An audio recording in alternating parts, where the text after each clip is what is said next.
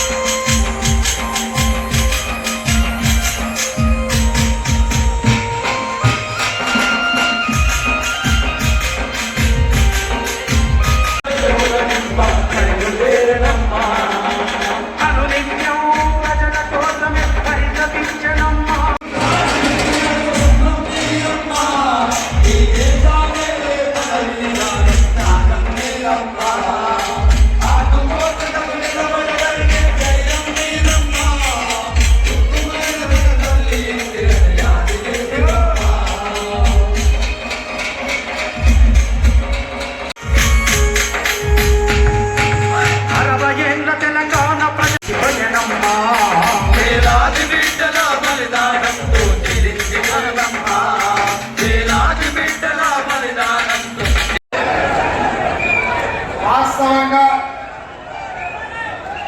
మీరందరికీ సరైన సమయంలోనే రావాల్సి ఉండే,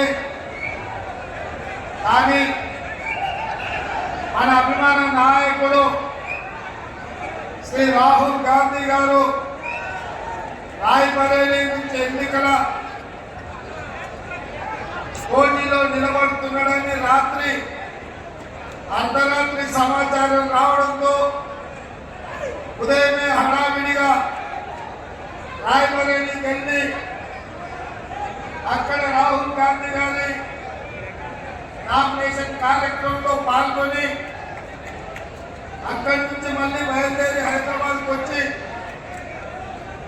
అటు నుంచి ధర్మపురి పోయి అక్కడి నుంచి బై రోడ్ ఆలస్యమైనా ఏది ఏమైనా ఎదురు చూస్తున్న మీకోసం ఈరోజు సిరిసిల్లకు రావాల్సిందే అన్న ఆలోచనతోటి ఇంత ఆలస్యమైన మీ దగ్గరికి వచ్చిన ఇన్ని గంటలు ఎర్ర నుంచి సింహ చీకట్టు పడ్డ మీరందరూ వెళ్ళాలి రాజేంద్రరావు గారిని గెలిపించడానికి, కాంగ్రెస్ పార్టీకి అండగా నిలబడడానికి వేలాదిగా ఎదురు చూస్తున్నందుకు మీకు అందరికీ మనస్ఫూర్తిగా ధన్యవాదాలు, కృతజ్ఞతలు. మిత్రులారా, ఇవాళ మీరందరూ ఆలోచన చేయండి. ఈ కరీంనగర్ జిల్లా పార్లమెంట్ ఎన్నికల్లో పోటీ పడుతున్నది. ఎవరో కొత్త వాళ్ళు కాదు, గతంలో పార్లమెంట్ సభ్యులుగా పనిచేసిన వాళ్ళే. ఒక ఆయన పేరు వినోద్ రావు, రెండో ఆయన పేరు బండి సంజయ్, ఒక ఆయననేమో అపర మేధావి, రెండో ఆయననేమో అరగుండు మేధావి. ఈ అపర మేధావిని అరగుండు మేధావిని చాలా సంవత్సరాల నుంచి మీరు చూస్తూనే ఉన్నారు. 10 సంవత్సరాలు అపర మేధావి ప్రభుత్వం అధికారంలో ఉన్నది. ఈ 10 సంవత్సరాలు మన ప్రాంతానికి చేసిన ద్రోహం, తెలంగాణను దోచుకున్న విధానం ఇవాళ మీరు టీఆర్ఎస్ పార్టీని చూసింది. అదేవిధంగా ఈ దేశానికి ప్రధానమంత్రిగా 2014లో బాధ్యతలు చేపట్టి ఈ 10 సంవత్సరాలు తెలంగాణ రాష్ట్రం పట్ల నిర్లక్ష్యం వహించి ఆనాడు పునర్విభజన చట్టంలో మీ ప్రాంత పార్లమెంట్ సభ్యులుగా, తెలంగాణ ఉద్యమకారులుగా పొన్నం ప్రభాకర్ గారు, చాలా మంది తెలంగాణ పార్లమెంట్ సభ్యులు పునర్విభజన చట్టంలో తెలంగాణ రాష్ట్రం ఇవ్వడమే కాదు, తెలంగాణ రాష్ట్రం అభివృద్ధి జరగాలి అంటే ఖమ్మం జిల్లాలో బయ్యారం ఉక్కు కర్మాగారం ఇవ్వాలి, వరంగల్లో రైల్వే కోచ్ ఫ్యాక్టరీ పెట్టాలి. రంగారెడ్డి జిల్లాలో ఐటీఐఆర్ కారిడార్ ద్వారా వేల కోట్ల రూపాయల పెట్టుబడులు తెచ్చి ఐటీ రంగంలో లక్షలాది ఉద్యోగ అవకాశాలు ఇవ్వాలని, గిరిజన విద్యార్థులు చదువుకోవడానికి గిరిజన యూనివర్సిటీ ఇవ్వాలని, ఐఐఎంల ద్వారా ప్రపంచానికి మన మేధా సంపత్తిని ఎగుమతి చేయడానికి, చదువుకోవడానికి యూనివర్సిటీలను ఆనాడు పునర్విభజన చట్టంలో మంజూరు చేయించింది. కానీ దురదృష్టవశాత్తు నరేంద్ర మోడీ గారు ఈ దేశానికి ప్రధానమంత్రి బాధ్యత చేపట్టిన తర్వాత ఆయన గుజరాత్ తప్ప ఏ రోజు కూడా తెలంగాణకు గుర్తు రాలేదు. తెలంగాణకి ఇవ్వాలన్న ఆలోచన కానీ ఆనాడు చట్టబద్ధంగా మనకిచ్చిన హక్కులను కానీ ఏ రోజు పట్టించుకోలేదు. ఇదే కాదు, సాగునీటి ప్రాజెక్టులో కాళేశ్వరం ఎత్తిపోతల జాతీయ ప్రాజెక్టు కానీ, లేకపోతే పాలమూరు రంగారెడ్డి ఎత్తిపోతల పథకాన్ని జాతీయ ప్రాజెక్టుగా తెలంగాణకి ఇవ్వాలన్న ఆలోచన భారతీయ జనతా పార్టీ చేయలేదు. మరి ఇవాళ అటు వినోద్ రావు అయినా, ఇటు బండి సంజయ్ అయినా ఏమి చేయలేదు, ఏమి ఇవ్వలేదు. తెలంగాణ మన జరిగిన శాసనసభ ఎన్నికల్లో 10 సంవత్సరాలు తెలంగాణ పట్టి దోసుకున్న పీడ చీడ పిల్ల రంగాలను పండగేసి కొట్టిండ్రు. 100 మీటర్లు కోతి తీసి పెట్టింది. బిర్లా రంగాలంటే ఎవరో కాదు, హరీష్ రావు, కేటీఆర్. ఇవాళ టీఆర్ఎస్ అంటేనే బిర్లా రంగ సమితి. ఎందుకంటే దోపిడీలకు, దొంగతనాలకు వీళ్ళకు ఆదర్శం బిర్లా రంగాలే. అందుకే ఇవాళ వాళ్ళను మన డిసెంబర్లో జరిగిన శాసనసభ ఎన్నికల్లో వాళ్ళను మన కార్యకర్తలు ఓడించి కాంగ్రెస్ పార్టీని గెలిపించారు. అయితే ఈ మధ్య కాలంలో మనం బీఆర్ఎస్ ఓడించినాం, ఇక మన విజయం సాధించినట్టే అని మన కార్యకర్తలు, మన నాయకులు, మా మిత్రుడు ఆది శ్రీనివాస్ గారు, మా కమ్మపల్లి సత్యనారాయణ, మా మేరిపల్లి సత్యం, మా కేకే మహేందర్ అన్న, వీళ్ళందరూ కూడా కొంచెం రిలాక్స్ అయిపోయింది. కానీ నేను మా నాయకులకు, మా కార్యకర్తలకు ఒక మాట చెప్పదలుచుకున్నా.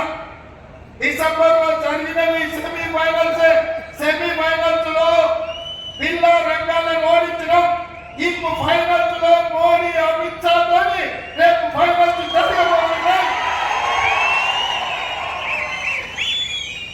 ఫైనల్స్ లో మనం బీజేపీని ఓడించాలి. సెమీఫైనల్స్ లో బీఆర్ఎస్ పొందబెట్టినాం, ఇప్పుడు బీజేపీని ఢీ కొనుగొట్టబోతున్నాం. ఇవాళ మోడీని ఓడించబోతున్నాం మన కార్యకర్తలు అండగా నిలబడి. అందుకే మిత్రులారా, ఇవాళ మీరు ఆలోచన చేయండి. ఈ తెలంగాణ రాష్ట్రంలో జరుగుతున్న పరిణామాలు, తెలంగాణకు రావాల్సిన హక్కులు, నిధులు ఇవాళ కేంద్ర ప్రభుత్వం నిర్లక్ష్యం చేసి నరేంద్ర మోడీ గారు మన తెలంగాణను అవమానించారు. మన పార్లమెంటు బడ్జెట్ సమావేశాలలో తెలంగాణకు నిధులు ఇవ్వలేదని మేము అడిగితే ఆయన తెలంగాణ రాష్ట్ర ఏర్పాటు ప్రక్రియనే తప్పు పట్టిండు. తెలంగాణ రాష్ట్ర ఏర్పాటు అవమానించింది.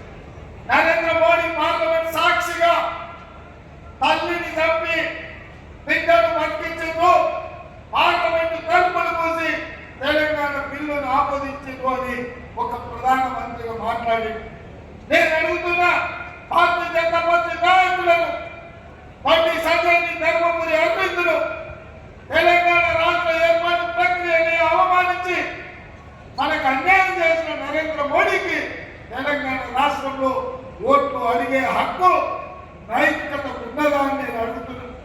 మా రాష్ట్రాన్ని అవమానించి నువ్వు మమ్మల్ని నుంచి ఓట్లు అడుగుతావా? మా ప్రాంతానికి నిధులు ఇవ్వదు నువ్వు, మా ప్రాంత అభివృద్ధిని అడ్డుకున్న నువ్వు మా తెలంగాణ ఎట్లా ఓట్లు అడుగుతామని నేను ఈరోజు మీ ద్వారా బీజేపీని ప్రశ్నిస్తున్నాను. అందుకే మిత్రులారా, ఇవాళ ఆలోచన చేయండి. ఆయన ఉన్నాడు ఇలా సిరిసిల్లలో, ఆయన ప్రపంచంలో అన్ని మాట్లాడతాడు. కోనసీమ నుంచి చిత్రసీమ వరకు ట్విట్టర్లో మాట్లాడతాడు, ట్విట్టర్ చిల్లు. మరి నేను అడుగుతున్న ఈ ట్విట్టర్ చిల్లులో ఇవాళ ఎస్సీ ఎస్టీ బీసీ రిజర్వేషన్లను రద్దు చేయాలని, రాజ్యాంగాన్ని మార్చాలని నరేంద్ర నరేంద్ర మోడీ భారతీయ జనతా పార్టీ కుట్ర చేస్తుంటే ఈ ట్విట్టర్ చిన్నెందుకు ఇవాళ మోడీని ప్రశ్నిస్తలేదు. ఎందుకంటే రాజ్యాంగం రద్దు చేయాలన్న ఆలోచన ఇక్కడున్న కేసీఆర్దైనా అక్కడున్న నరేంద్ర మోడీదైనా ఒకే విధానం. 2022 ఫిబ్రవరిలోనే కల్వకుంట్ల చంద్రశేఖరరావు గారు రాజ్యాంగాన్ని మార్చాలి, సమూలంగా మార్చి కొత్త రాజ్యాంగాన్ని రాసుకోవాలని చంద్రశేఖరరావు గారు మాట్లాడి నేను ఇవాళ తెలంగాణ మేధావులను, కవులను, కళాకారులను ఇవాళ ఆలోచన చేయమని నేను అడుగుతున్నా. ఇవాళ 400 సీట్లు కావాలని 400 సీట్లు ఇస్తే రాజ్యాంగాన్ని మారుస్తామని, ఎస్సీ ఎస్టీ బీసీ రిజర్వేషన్లు రద్దు చేస్తామని భారతీయ జనతా పార్టీ అంటుంది. ఇవాళ మా దళిత గిరిజన బలైన వర్గాల సోదరులను నేను అడుగుతున్నా. మన ఓట్ల ద్వారా, మన గెలిపించిన సీట్ల ద్వారా మన సమాజంలో ఆనాడు డాక్టర్ బాబాసాహెబ్ అంబేద్కర్ అందించిన రిజర్వేషన్లను రద్దు చేస్తామంటే మనం చూసుకుంటూ ఊరుకుందామా? ఇది సమాజానికి మంచిదా అని నేను అడుగుతున్నాను. అందుకే ఇవాళ రిజర్వేషన్ల రద్దు గురించి బీజేపీ మాట్లాడుతుంటే టీఆర్ఎస్ ఒక్క మాట కూడా మాట్లాడతలేదు. చంద్రశేఖరరావు నిన్న మొన్న బస్సు యాత్ర చేసి కోడికేమో కారు ఖరాబ్ అయిందంటున్నాడు. నేను ఒక మాట గుర్తు చేయదలుచుకున్న కేటీఆర్, కారు ఖరాబ్ అయ్యి షెడ్డు పోయిందంటుండు, కార్ఖానా నుంచి మళ్ళీ వాపసు రాదని తూకానికి అమ్మాల్సింది. ఎందుకంటే అది అన్నం చెడ్డది, ఇంకా ఉపయోగం లేదు. అందుకే కార్ఖానా పైన కాదు, అక్కడి నుంచి జుమ్మరేజ్ బజార్లో తూకానికి అమ్మాల్సిందే, వాపసు వచ్చేది లేదు. ఆ సంగతి చంద్రశేఖరరావు తెలుసు. అందుకే నిన్న మన ఆయన బస్ వేసుకొని బయలుదేరి నేను చూసిన ఆయన మహబూబ్నగర్ వైపు, నాగర్ కర్నూలు వైపు, మిర్యాలగూడ వైపు, సూర్యాపేట వైపు, కోటగిరి వైపు ఆడిపోయి ఇంకో తిరుగుతున్నాడు. ఆయన యాస, ఆయన భాష, ఆయన కష్టం చూస్తుంటే ఇక్కలో తిన్నాళ్ళకు పోతారంట, ఎక్కడిక్కడ దిగనికనే సరిపోయిందంట. చేసింది ఆయన మాటలు కొత్త చూసిన 40 ఏళ్ల రాజకీయ అనుభవం, కేంద్ర మంత్రిగా, రాష్ట్ర మంత్రిగా, తెలంగాణ రాష్ట్ర మొదటి ముఖ్యమంత్రిగా ఆయన అనుభవంతో కొత్తగా వచ్చిన ఈ ప్రభుత్వానికి ఏమైనా సలహాలు సూచనలు ఇస్తాడేమని ఆయన అవన్నీ ఏమి ఇయ్యలే. 100 రోజులు ఆయన ప్రభుత్వాన్ని అప్పుడే దిగిపోవాలి, పడిపోవాలా అంటూ నేను అడుగుతున్నా ఇక్కడ ఉన్న మా మిత్రులను, అయ్యా 100 రోజుల్లో 5 గ్యారెంటీలు అమలు చేస్తామని దిగిపోవాలంటే 10 ఏళ్ళు తెలంగాణ దోచుకున్న ఈ 10 ఏళ్ళు తెలంగాణకు అన్యాయం చేసిన భారతీయ జనతా పార్టీ ఇవాళ అధికారంలో ఉండాలన్నా? చంద్రశేఖరరావు అంటున్నాడు కాంగ్రెస్ కు 40 సీట్లు రావు అంటే పరోక్షంగా బీజేపీ 400 సీట్లు వస్తుందని చంద్రశేఖరరావు చెప్పినట్టే కదా. చంద్రశేఖరరావు ఇంకో మాట అన్నాడు, సంకీర్ణం వస్తుంది, అందులో టిఆర్ఎస్ ప్రభుత్వం ఉంటుంది, నాగేశ్వరరావు మంత్రి అవుతాడని. మరి నేను చెప్పదలుచుకుని వేదిక మీద నుంచి, సిరిసిల్ల గడ్డ మీద నుంచి టిఆర్ఎస్ ఇంటి మీద వాలిన కాకి కాంగ్రెస్ వాళ్ళ ఇంటి మీద వాళ్తే ఉన్న ఫలంగా కాల్ చేస్తామా? కాకి కూడా రాలేము, కాలు గుర్తోని మా తల్లిలో కూడా అడుగు పెట్టనీయం. అంటే ఎన్నికల తర్వాత బీజేపీతో కలిసి పోవాలని ఇవాళ టిఆర్ఎస్ వాళ్ళు సిద్ధమైనట్టే కదా. లేకపోతే 1-2 గెలిస్తే అవి తీసుకొని పోయి మోడీకి అమ్మాలన్న ఆలోచన ఇవాళ చంద్రశేఖరరావు చేస్తున్నట్టే కదా. అందుకే మిత్రులారా 2 సార్లు అధికారం ఇచ్చిండ్రు, ఓసారి 12, ఓసారి 9 ఎంపీలు ఇచ్చింది. ఏం చేసిందా చంద్రశేఖరరావు? ఈయన కారణంగా కనిపిస్తుంది, ఢిల్లీకి పోతే కమలం అయిపోతుంది. రైతు వ్యతిరేక నల్ల చట్టాలు కావచ్చు, 377 ఆర్టికల్ కావచ్చు, సిటిజన్ అమెండ్మెంట్ యాక్ట్ కావచ్చు, యూనిఫామ్ సివిల్ కోడ్ కావచ్చు, నోట్ల రద్దు కావచ్చు, జిఎస్టీ కావచ్చు, ఈ చట్టాలు తెచ్చినప్పుడల్లా రాజ్యసభలో, లోక్సభలో నరేంద్ర మోడీకి కల్వకుంట్ల చంద్రశేఖరరావు మద్దతు పలికిన మాట వాస్తవం కాదా? ఓట్లేసింది నిజం కాదా? ఇవాళ వీళ్ళిద్దరు కూడా పలుకొని చీకటి ఒప్పందం చేసుకొని ఎక్కడ కాంగ్రెస్ పార్టీ గెలిచినట్టుంటే అక్కడ ఒకరికొకరు అర్థం చేసుకొని ఇవాళ ఎన్నికల బరిలో దిగుతున్నారు. ఇవాళ వినోద్ రావు గారి ప్రచారాన్ని ఒకసారి చూడండి. ఎక్కడైనా ప్రచారం జరుగుతుందా? ఎందుకు ఇట్లా వండుకున్నాడు వినోద్ రావు? ఎందుకు బీజేపీని గెలిపించాలనుకుంటున్నాడు? చంద్రశేఖర్ రావు బిడ్డ బెయిల్ కోసం తెలంగాణను మోడీకి తాకట్టు పెడతారా? దోపిడీ చేసింది మీరు, దొంగతనం చేసింది మీరు, జైలుకి వెళ్ళింది మీరు. ఇవాళ తెలంగాణ ప్రజల ఆత్మ గౌరవాన్ని ఢిల్లీ సుల్తాన్లకు తాకట్టు పెట్టి నీ బిడ్డ బెయిల్ కోసం తెలంగాణను తెగనమ్ముతారా అని నేను అడుగుతున్నాను. నువ్వు ఎందుకు అడుగుతున్నావు నరేంద్ర మోడీని? 10 ఏళ్ల ముందు కర్మాగారం ఎందుకు ఇవ్వలేదని మోడీ వస్తే ఎందుకు ధర్నా చేయలేదు? వరంగల్ రైల్వే కోచ్ ఫ్యాక్టరీ ఇవ్వలేదని ఎందుకు నిలదీయలే? ఐటీఐఆర్ కారిడార్ గురించి నువ్వు ఎందుకు మాట్లాడలే? చంద్రశేఖర్ రావు 100 రోజులు కాదు మమ్మల్ని దిగిపోమంటున్నవే. 10 ఏళ్ళైనా తెలంగాణకు అన్యాయం చేసిన మోడీకి వ్యతిరేకంగా ఇవాళ నువ్వు ఎందుకు కార్యక్రమాలు తీసుకుంటలేవు? అంటే ఇవాళ మీరిద్దరు ఒక్కటే మా మీద దాడులు చేయాలన్న, ఇవాళ రిజర్వేషన్లు రద్దు చేయాలన్న బీజేపీని ఇవాళ పరోక్షంగా చంద్రశేఖరరావు సమర్థించే పరిస్థితి వచ్చింది.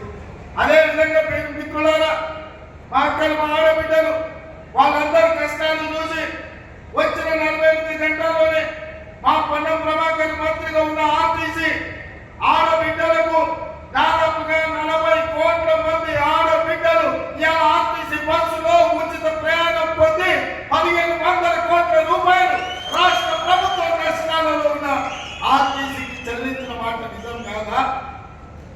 ఆనాడు అమ్మగారింటికి పోవాలన్నా అత్తగారింటికి పోవాలన్నా ఇంటాయన పైసలు అడిగే పరిస్థితి.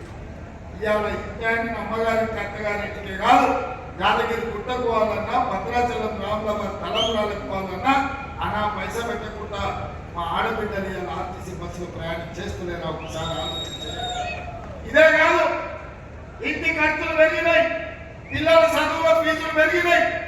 అందుకే ఆడబిడ్డ సంపాదించుకున్న సొమ్ము ఆడబిడ్డకు ఉండాలని మోడీ కేసీఆర్ కలిసి సిలిండర్ను 1200 చేస్తే ఇవాళ కాంగ్రెస్ పార్టీ 500 రూపాయలకే సిలిండర్ ఇచ్చి పేదవాళ్ళను ఆదుకున్న మాట వాస్తవం కాదా? 50 లక్షల కుటుంబాలు ఇవాళ 500 రూపాయలకే సిలిండర్ పొందుతున్న మాట నిజం కాదా?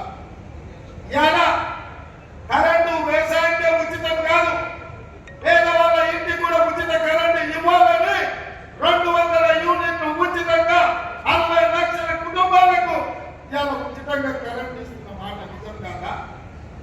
అదే విధంగా ఇందిరమ్మ ఇల్లు, పేదవాడికి సొంత ఇల్లు ఆత్మగౌరవం, పేదవాడు ఆత్మగౌరవంతో బ్రతకాలని ఇవాళ 4,50,000 ఇల్లు 22,500 కోట్ల రూపాయలతోటి ఇవాళ పేదలకు ఇల్లు ఇవ్వాలని మా ప్రభుత్వం నిర్ణయం తీసుకున్న మాట నిజం కాదా? రాజీవ్ ఆరోగ్యశ్రీ ద్వారా పేదవాళ్ళకు 10 లక్షల రూపాయలు వైద్యానికి ఉచితంగా ఇచ్చిన మాట నిజం కాదా? 3 నెలల్లోనే 30,000 ఉద్యోగ నియామకాలు ప్రభుత్వంలో చేపట్టి పేద నిరుద్యోగ యువకులకు ఉద్యోగ అవకాశాలు ఇచ్చి వాళ్ళ కళ్ళల్లో ఆనందం, వాళ్ళ కుటుంబాలలో సంతోషాన్ని చూసిన మాట నిజం కాదా?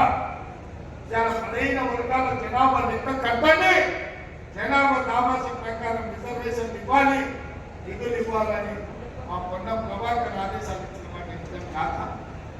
ఇన్ని పనులు మేము చేస్తుంటే మమ్మల్ని దిగిపోవాలని, మమ్మల్ని ఓడగొట్టాలని అక్కడి నుంచి మోడీ ఇక్కడ నుంచి పేడి ఇద్దరు కలిసి కాంగ్రెస్ వ్యతిరేకంగా కుట్రలు చేస్తున్నారు. మిత్రులారా, ఇవాళ అందుకే మీ దగ్గరకు వచ్చిన ఈ సిరిసిల్ల గడ్డ మీద చాలా విషయాలు మాట్లాడదాం అనుకోకుండా ఆలస్యమైంది.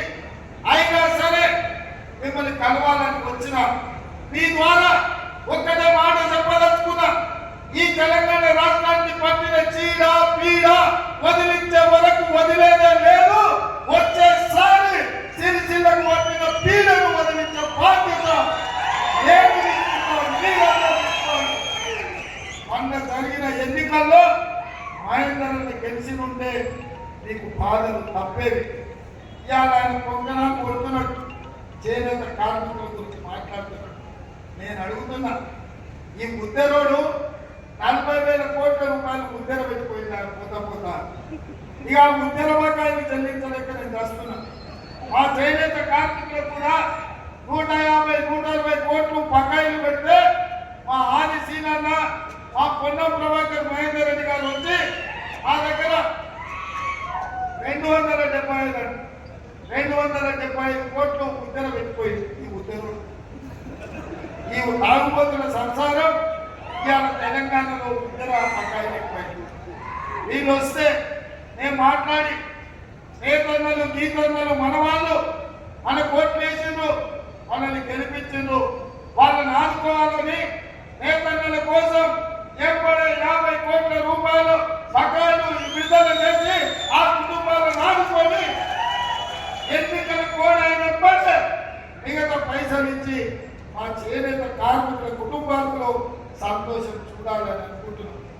కాళేశ్వరం ప్యాకేజ్ 9 పెండింగ్ ఉంది, ఇంకా పూర్తిగానే పాదయాత్రలో నేను చూసిపోయినా. ఈ రోజు కూడా అది అట్లనే పడవ పడ్డది.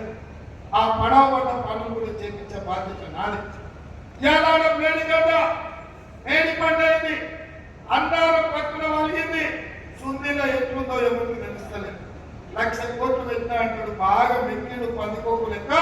ఇవాళ మేడిగడ్డ సుందిలో అందారం ఇవాళ దిక్కులేదు అయిపోయింది. అందుకే ఇవాళ మిత్రులారా ఎన్నో విషయాలు ఉన్నాయి. వీటన్నిటినీ ఇక బిగ్ మాండర్ ముప్పు గ్రామాల గురించి అన్నీ ఉన్నా అల్లు నోట్లో శని అని పెద్దోళ్ళు చెప్పారు. ఏం పోయే కాలం వచ్చిందా 20 లక్షల కోట్ల రూపాయలు 10 ఏళ్ళ ఖర్చు పెట్టారు, 7 లక్షల కోట్ల రూపాయలు అప్పులు తెచ్చారు. అత్తగారు వాళ్ళని చూశాను, అత్తగారికి కాడి చూడొచ్చు కదా వాళ్ళకి నిర్మాణాలు, వాళ్ళకు కూడా న్యాయం చేయలేదు.